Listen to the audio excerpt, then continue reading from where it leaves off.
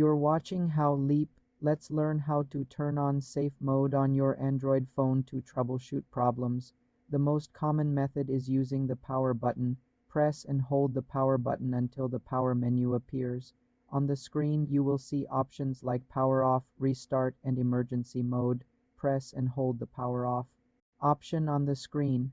After a few seconds, a pop-up will ask if you want to reboot into safe mode. Tap OK. Your phone will restart and you will see safe mode in the bottom left corner of the screen. In safe mode, all third-party apps are disabled. This helps you determine if a problem is caused by an app you installed. To exit safe mode, simply restart your phone normally. Press and hold the power button, then tap restart. If the power button method doesn't work, try this. Turn off your phone completely, then turn it back on. As soon as you see the manufacturer's logo, press and hold the volume down button. Keep holding it until the phone finishes booting. You should see safe mode on the screen. Release the button. To exit, restart again without holding any buttons. Safe mode is a great diagnostic tool. For more simple computer tutorials, subscribe to the channel.